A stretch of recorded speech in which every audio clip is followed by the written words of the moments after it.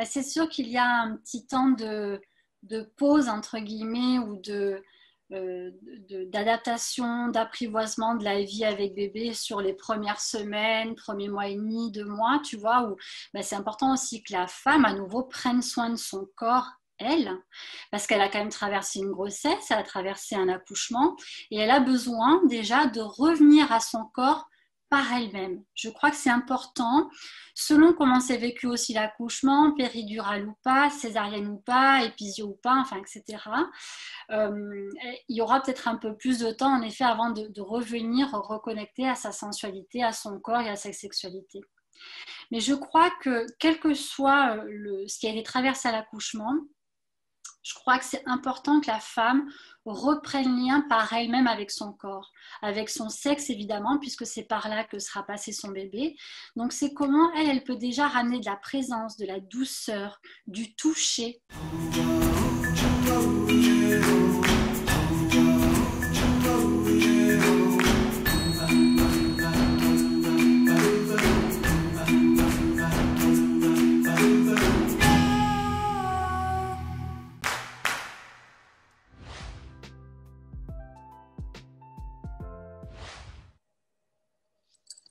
En tant que future maman ou en tant que jeune maman, on a parfois des baisses de libido ou au contraire une augmentation, notamment à partir du deuxième trimestre. En tout cas, le désir peut varier fortement d'un moment à l'autre, d'une femme à une autre, d'un couple à un autre. Aujourd'hui, dans l'émission Parentalité ancestrale, nous allons parler de sujets tabous, presque, puisque nous dévoilons tout. On n'est pas que des mamans. Comment reconnecter à sa sensualité et à sa sexualité même, surtout quand on est enceinte ou jeune maman. Pour développer ce sujet, j'ai le grand plaisir d'accueillir ici Christelle. Bonjour Christelle. Bonjour Nadège.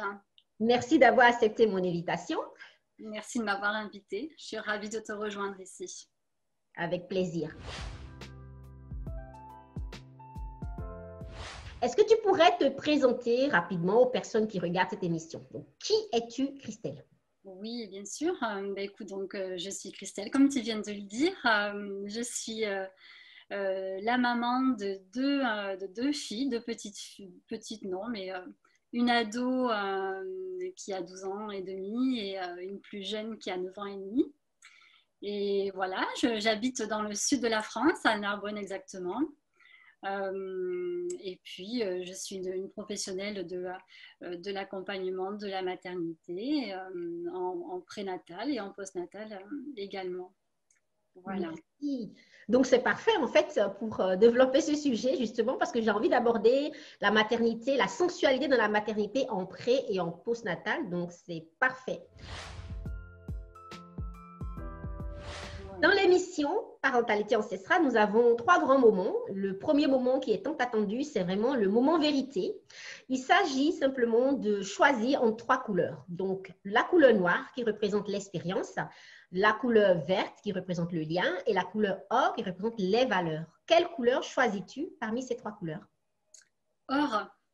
La couleur or, les valeurs. Merci Christelle. Quelles sont les valeurs les plus importantes que toi, tu transmets soit à tes enfants, à tes filles justement, ou que tu veux mettre au monde? Qu'est-ce qui compte plus que tout pour toi? Alors, j'ai la chance en effet d'avoir 2 filles. Et pour moi, ce qui est important de leur transmettre, c'est le plaisir en fait qu'elles ont à faire des choses. J'ai vraiment à cœur de leur transmettre cette notion dans le féminin de sentir dans leur corps ce qui leur fait plaisir quand elles font quelque chose ou quand elles ont une décision à prendre ou quand elles ont envie ou pas envie. C'est vraiment qu'elles aillent sentir dans leur corps comment ça pétille en fait. Donc je les sensibilise beaucoup à aller sentir leurs émotions à l'intérieur d'elles et notamment cette notion du plaisir qui peut être assez vaste comme notion. Mais c'est vrai que voilà, c'est comment je les accompagne à ce qu'elles puissent aussi dans chaque situation qu'elles traversent, à vraiment se connecter à le plaisir de faire ce qu'elles font ou d'être où elles sont à travers leur corps. Voilà, ça c'est vraiment une des valeurs que j'aime leur transmettre et pour aussi leur prise de décision, pour leur choix à faire et qu'elles le fassent vraiment avec leur propre ressenti et que ce soit agréable pour elles de faire ça. Et pas le faire tout le temps à contre-cœur ou parce qu'on a dit qu'il fallait. Et pour moi, ça c'est important. Waouh, ça c'est une belle valeur. Merci beaucoup. D'ailleurs, ça me donne envie de te chercher un petit peu. Euh, Parce que moi, par exemple, j'ai une petite fille aussi. Ma fille, elle a 8 ans. Et c'est une valeur qu'on a en commun, hein. Moi, le plaisir, comment je ressens et tout ça, c'est très important pour moi. Je lui dis souvent d'ailleurs, et toi, tu veux quoi? C'est une phrase que Ouais. je lui pose souvent, hein, je lui demande souvent. Et du coup, maintenant qu'elle a bien compris cette phrase-là, elle me revient parfois en disant non, j'ai pas envie. Donc, quand je lui demande, voilà, il faudrait faire ceci ou voilà, on est vendredi soir, tu ferais mieux de faire tes devoirs vendredi soir, comme ça le week-end, par exemple, tu seras dispo samedi et dimanche pour qu'on puisse sortir ou faire des choses et tu n'auras pas besoin de faire tes devoirs. Là, elle me dit, mais j'ai pas envie. Maman, là, je sens dans mon cœur que j'ai pas envie. Qu'est-ce que tu réponds à ça, toi? Ben, c'est vrai que ça arrive, hein. Tu vois, ben, ce matin, carrément, tu vois, j'ai un exemple tout frais. J'ai ma grande qui a vécu hier un petit, comment, qui a été touchée émotionnellement dans son activité qui est le cheval. Et beaucoup hier soir, donc elle a beaucoup pleuré, ce qui n'est pas souvent le cas pour elle. Et puis ce matin, elle me dit, maman, écoute, j'ai pas envie d'aller au collège. Parce que voilà, j'ai pas bien dormi, je me sens pas bien, puis je suis encore touchée de ce qui s'est passé hier. Bon, ben, ce matin, j'ai accepté parce que je sais que c'est pas souvent pour elle déjà ça, et que ben, voilà, il y a des émotions qui sont là et qu'elle avait besoin de laisser passer. Donc, elle était là ce matin, puis cet après, elle est repartie au cheval à l'extérieur pour prendre l'air, pour se faire du bien et prendre plaisir. Alors, je dis pas qu'il faut pas mettre ses enfants à l'école, mais je crois qu'une fois de temps en temps, c'est important, je crois, d'écouter nos enfants sur ben, j'ai pas envie d'eux, parce que c'est aussi respecter leur notion à eux de ce qu'ils ont besoin, à la fois, bien sûr, dans leur plaisir, mais vraiment ce qu'ils ont besoin au fond d'eux.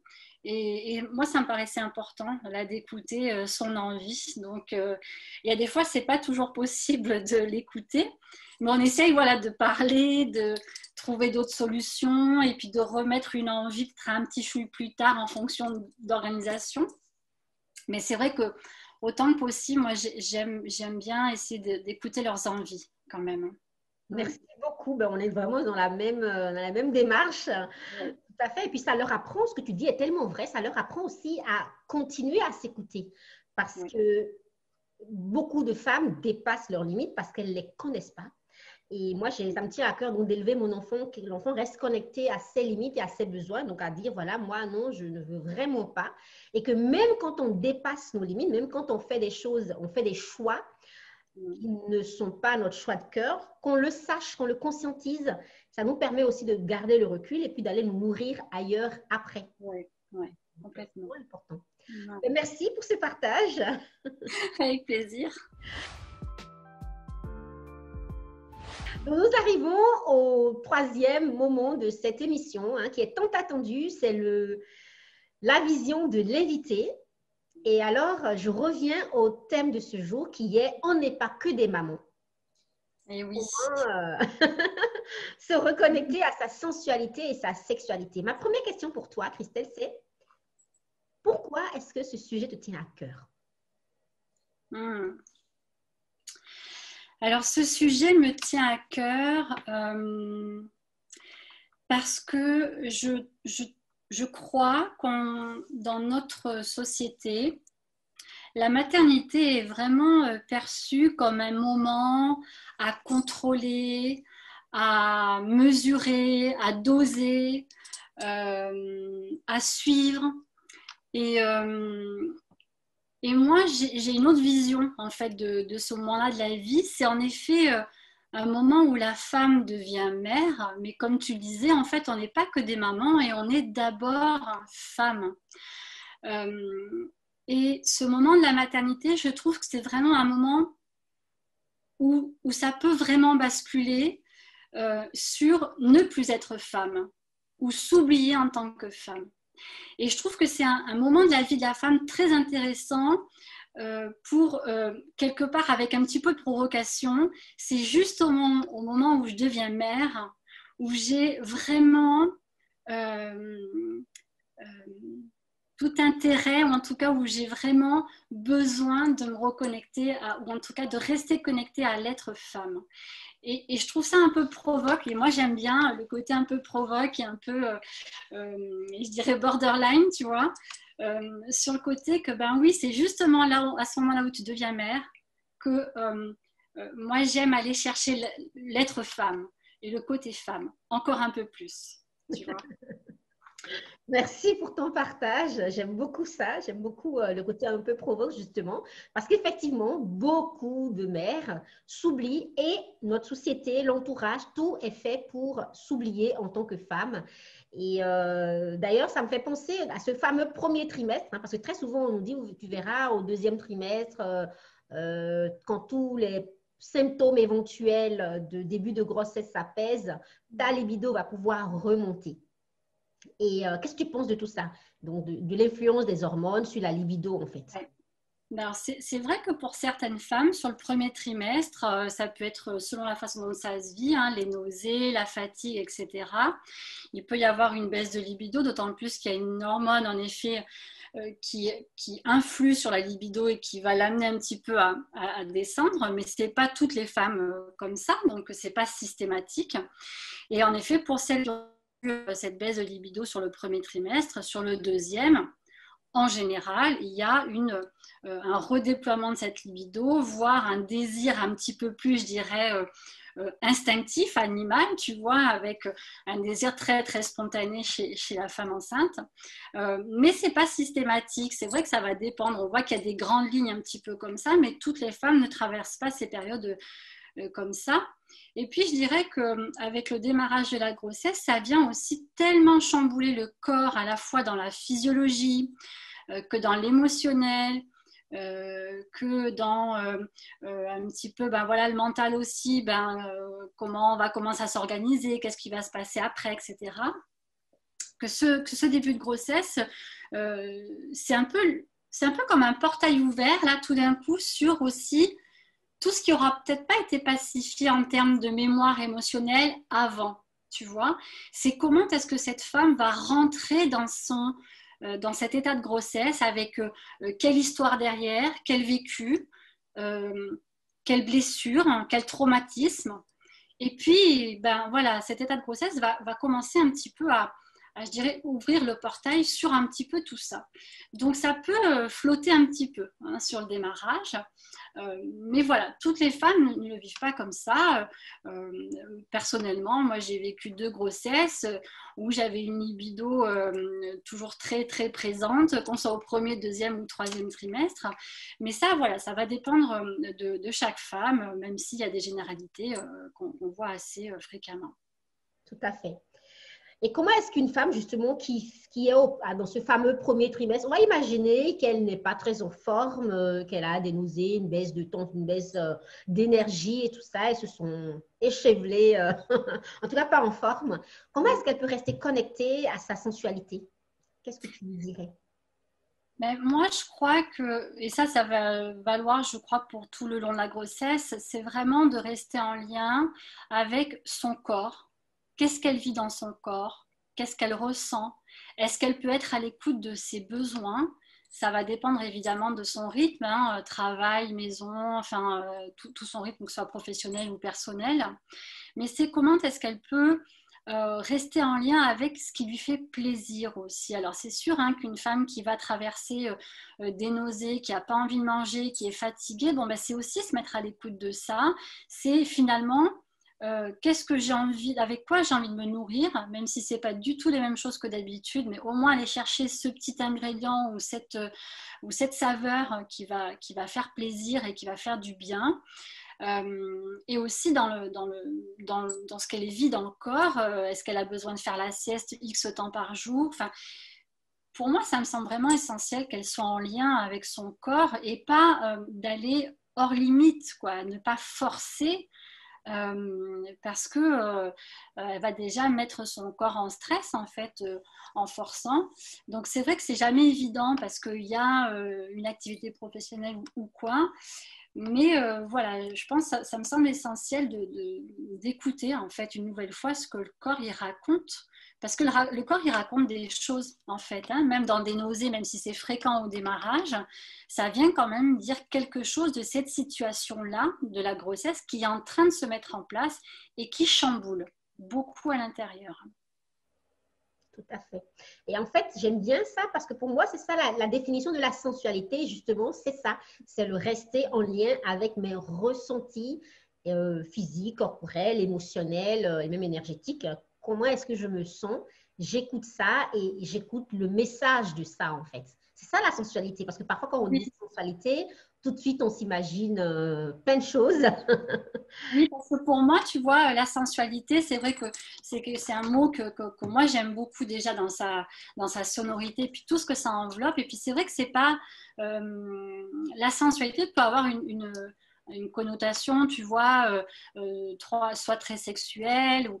Alors que pour moi, la sensualité, c'est vraiment le lien avec les sens, avec nos sens. C'est notre capacité finalement à vivre la vie et ce qui nous entoure à travers nos sens. C'est comment je ressens telle ou telle chose à travers le goût, le toucher, ce que je sens comme parfum, comme odeur. Et finalement, pour moi, c'est ça, la sensualité, c'est être à l'écoute et de nos sens, de comment on observe et on accueille notre environnement à travers nos sens. Tu vois, c'est vraiment cette sensibilité quelque part sensorielle.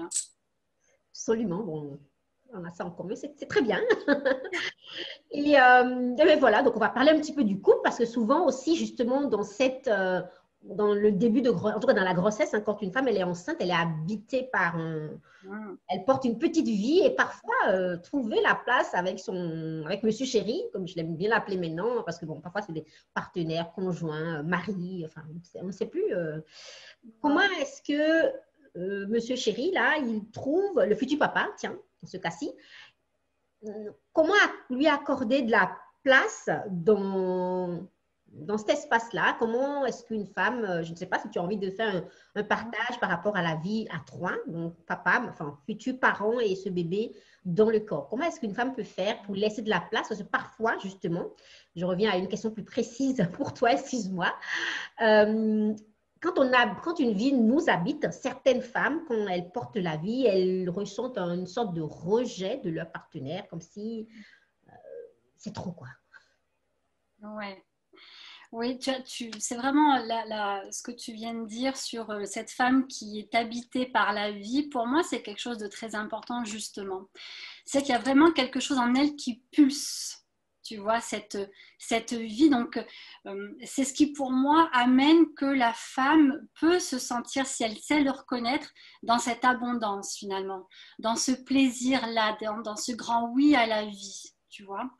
Et je crois que son homme à côté, parce que des fois, on a des hommes comme ça qui, en effet, vont dire ben moi, je la laisse un petit peu à son rythme, j'écoute voilà, ce qu'elle dit. Donc, et puis, la femme pourrait avoir tendance, en effet, à se refermer un petit peu sur elle, et puis dans sa grossesse et dans son devenir mère. Et c'est là que peut commencer à basculer les choses sur je deviens mère, donc je ne suis plus femme ou je ne me reconnais plus en tant que femme ou je laisse complètement mon être femme. Et le compagnon peut vraiment avoir une très grande place autour de ça pour vraiment, je dirais, accompagner le changement émotionnel, physique, sexuel de sa compagne et vraiment comment lui peut aussi la trouver belle dans cet état de grossesse, tu vois, comment il peut se mettre à l'écoute de cette vie qui pulse à l'intérieur d'elle et qui la rend belle. Parce que pour moi, il y a vraiment quelque chose comme ça dans la grossesse, c'est que tout à l'heure, je te disais, voilà, on est très dans le médical, le suivi, etc. Et moi, là, cette vision que je porte là, c'est vraiment un moment de femme avec les rondeurs, le corps qui change, les hormones qui fait que, tu vois, la peau, elle se pulpe, quoi. Les cheveux sont beaucoup plus beaux, les ongles aussi. Il y a quelque chose de vraiment, tu vois, il y a quelque chose qui vient se manifester sur le corps de la femme. Et je pense que plus son homme pourra poser un regard de beauté sur elle en tant que femme, qui devient mère, mais qui est d'abord femme, ça peut vraiment l'aider, cette femme, à se sentir épanouie, à se sentir belle dans sa grossesse aussi et à garder son être femme. Et comment cet homme-là peut aussi l'accompagner, la soutenir dans son corps aussi. Ça peut passer, voilà, des caresses, des massages au quotidien, tu vois, de la tendresse, et comment lui, il peut lui montrer qu'il la trouve belle. Pour autant qu'il, enfin, tu vois, c'est aussi important que lui, il la trouve belle, quoi, sa Oui, femme. justement, c'est ce que j'allais te dire. C'est pas toujours facile parce qu'il y a Non. comme justement, il y a un changement dans son corps, il y a un réajustement qui doit se faire. Et pour peu que la femme s'était un peu enfermée dans, justement, en allant à l'intérieur vers cet enfant, parce que parfois ça arrive, quand je parle de cette repulsion, quand on repousse l'homme parce qu'on voilà, on est un peu incertaine, et puis parfois, il y a des femmes qui, justement, si avant de porter cet enfant, elles étaient un peu en manque de confiance en elles, en leur corps, en leur beauté, elles ont encore plus de mal, surtout dans une société où on valorise la minceur, etc. Donc, elles rejettent ces rondeurs-là qu'elles portent et puis elles s'enferment dans un jugement de leur propre corps. Ouais. Et donc, c'est important, là, ce que tu dis, que le compagnon, il porte un regard Oui. de beauté sur elle parce qu'on se sent belle dans le regard de notre homme.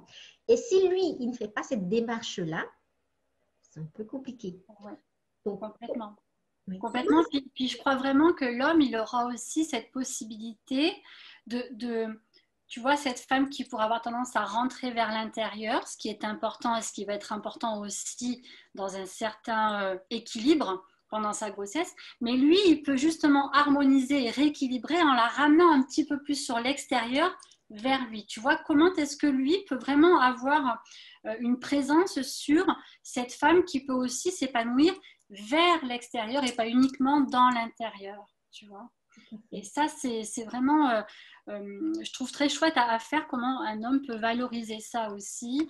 Et puis, l'accompagner aussi dans porter cette vie-là, la rassurer, parce que c'est aussi son énergie au masculin, de rassurer, de sécuriser, de la soutenir avec ses limites à lui. Donc, ouais.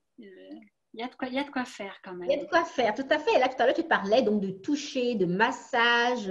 Et c'est vrai que moi, en tout cas, je pense que tu partages les mêmes idées.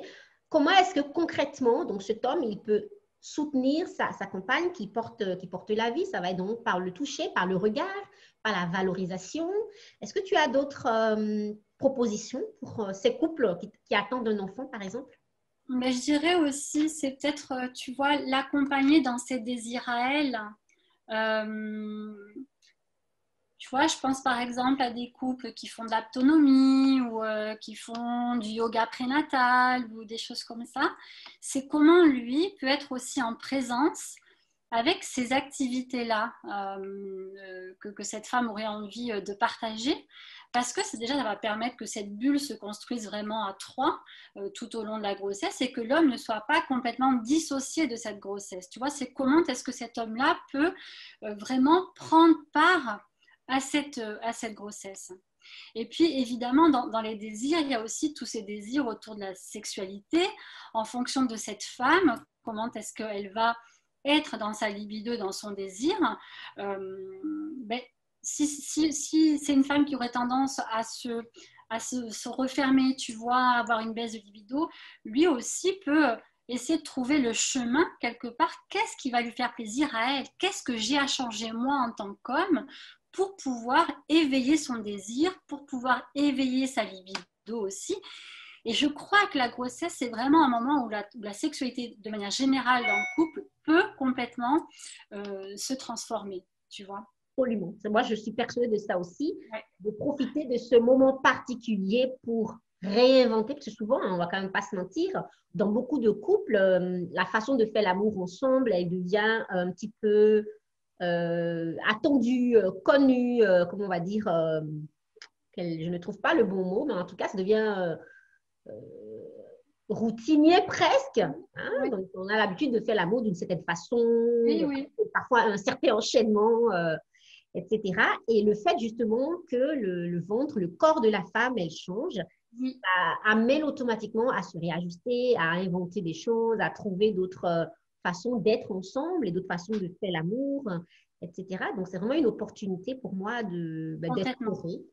Complètement. Moi, je crois vraiment que il y a des choses qui se transforment pendant ce moment de la maternité, que ce soit dans la relation du couple, de la famille et de la sexualité, évidemment. Je pense qu'une femme enceinte qui est vraiment dans le plaisir de sa grossesse, qui la traverse avec beaucoup de volupté, avec beaucoup d'envie, elle est magnifique et en réalité, elle peut aller vers des zones d'elle inexplorées, inconnues dans sa sensualité justement, dans son désir aussi. En général, les hommes ne sont jamais mécontents de ça. Il y en a parfois qui ça fait peur, un désir un peu, tu vois, plus soutenu pendant ce moment de la grossesse. Mais en général, ils sont quand même assez contents là de ce débordement un petit peu d'énergie et d'envie. Et vraiment, je pense que c'est un moment où il est possible dans le couple d'aller explorer des endroits qui n'ont pas été explorés dans la sexualité avant la grossesse, tu vois.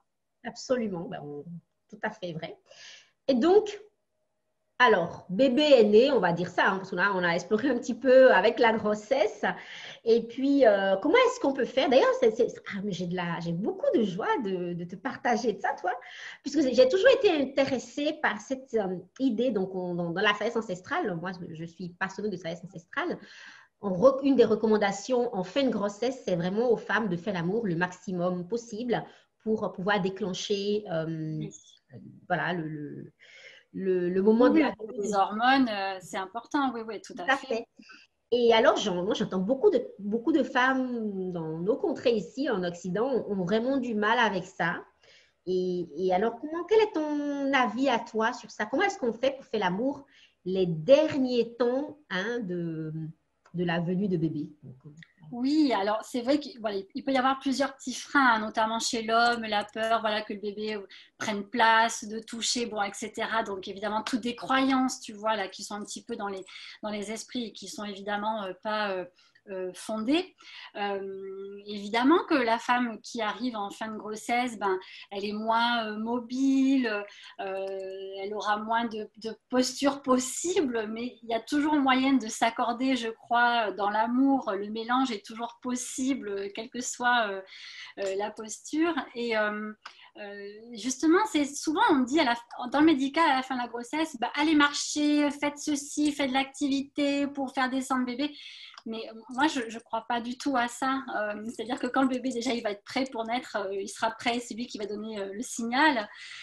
Et je crois qu'au contraire, la femme, elle a vraiment besoin de comment garder ses ressources dans son énergie, mais par contre, de faire un maximum de choses qui vont lui faire plaisir. Et c'est évident que faire l'amour sur la fin de grossesse, où il y a beaucoup d'ocytocine qui vont être sécrétées, où le sperme qui a cette qui détient, enfin qui est composé de prostaglandine aussi, qui va favoriser de venir travailler sur le col de l'utérus, il est évident que cette fin de grossesse, plus il y aura d'ocytocine, mieux c'est. Mieux c'est pour tout, pour le lâcher prise, pour toujours ce plaisir de la fin, de porter ce bébé sur la fin et puis d'envisager l'accouchement qui approche petit à petit. Donc moi, je suis les couples que j'accompagne vraiment sur le troisième trimestre, c'est je ne cesse de leur répéter, de leur dire surtout, faites l'amour Prenez plaisir, partagez du temps ensemble, soyez vraiment dans le toucher, dans voilà, la lenteur, la tendresse. Donc c'est à la fois ralentir ce rythme pour cette femme, pour qu'elle puisse aller petit à petit vers aussi accepter de lâcher prise pour le moment de l'accouchement, et en même temps libérer un maximum d'ocytocine à travers le plaisir de son corps. Merci beaucoup, ah, c'est beau ce que tu partages. Voilà, ben on va arriver à la fin, au postpartum. Donc, on a eu bébé, et les nuits, la chute d'hormones. Voilà, en général, ça se passe quand même bien. Un fort pourcentage de femmes ont aujourd'hui des accouchements qui se passent bien.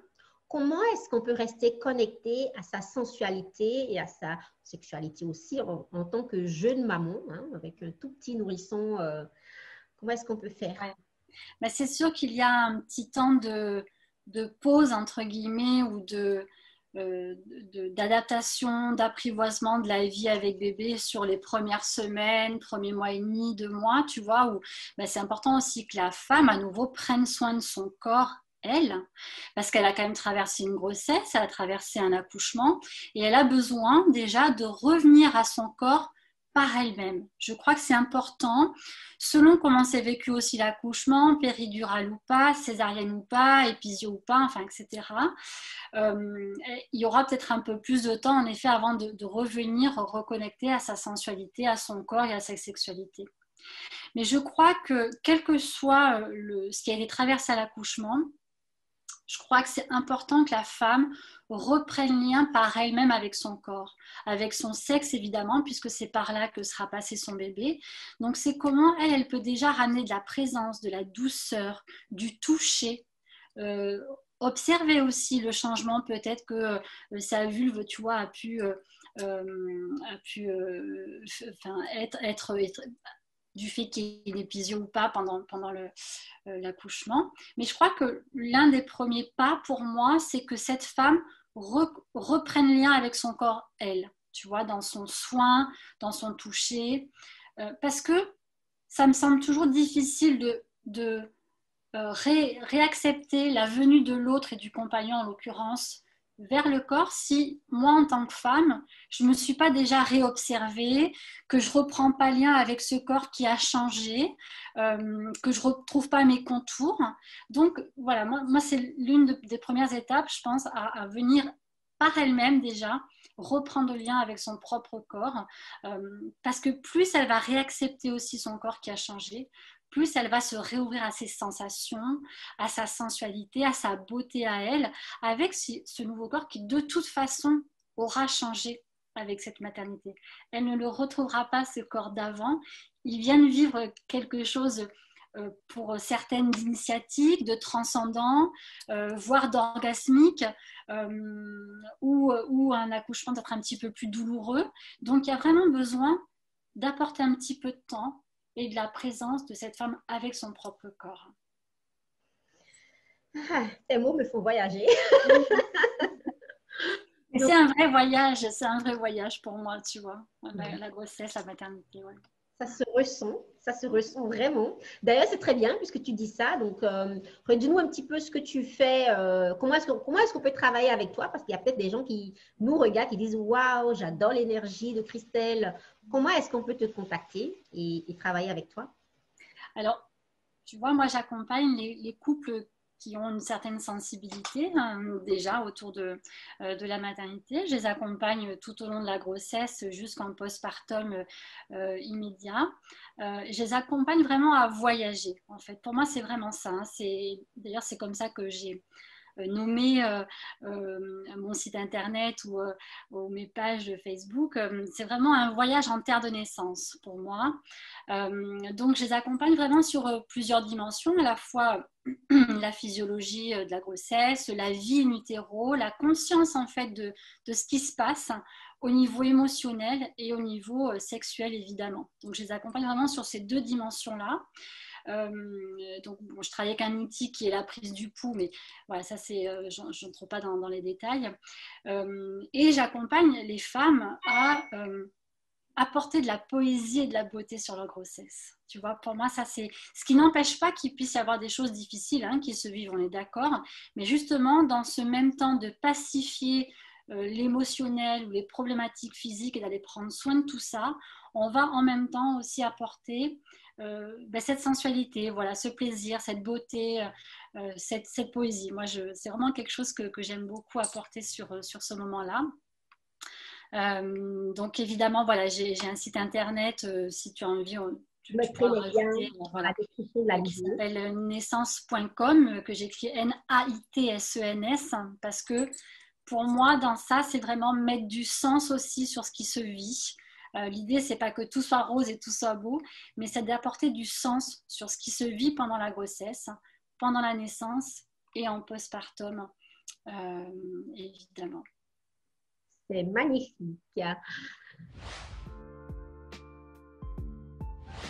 On arrive à la fin de cette interview, tout doucement. Est-ce que tu as un mot de la fin? Qu'est-ce que tu as envie de nous partager autour de ça? J'ai envie de te partager, je pense qu'il y a quelque chose qui m'a fait prendre conscience de la beauté de la maternité. Tout bêtement, je te partage une petite anecdote. J'étais enceinte de ma deuxième fille, j'étais au 7e ou 8e mois de grossesse, donc gentiment sur la fin. Puis j'étais dans un magasin un jour à essayer des vêtements de femme enceinte, tu vois. Puis je sors de ma cabine d'essayage et là, il y avait une femme à côté de moi qui me dit mais vous êtes magnifique enceinte. Et je crois que ces mots-là, pour une femme enceinte, c'est bon d'entendre ça, en fait. Et je crois que ce moment-là, sans le savoir, c'est immiscé vraiment, ou en tout cas, ça a posé des mots sur ce que moi, je ressentais pendant mes grossesses, où en effet, je trouvais qu'il y avait quelque chose de beau, de voluptueux, d'abondant, les courbes, les rondeurs, il y a quelque chose de très rond et de très doux. Et le fait que cette femme-là, comme ça, lambda, dans un magasin, me dise ça, je pense que vraiment, moi, ça a mis des mots sur ce qu'aujourd'hui, j'ai envie de transmettre, en fait. Voilà ce que j'aurais envie de te dire. Magnifique. Merci beaucoup, Christelle. Avec grand plaisir. C'était vraiment un échange. En tout cas, moi, ça m'a vraiment nourri. Merci. Merci beaucoup pour tes mots, pour cette vision que tu as de la maternité et de, voilà, en pré ou en post-natal. Et merci pour tes partages. Merci Nadège en tout cas pour ce beau moment d'échange. C'est toujours un plaisir de parler de ce qui nous passionne et de ce qui nous fait vibrer. Donc merci beaucoup de ton invitation, vraiment. Avec plaisir. À bientôt Christelle. À bientôt Nadège. À très bientôt.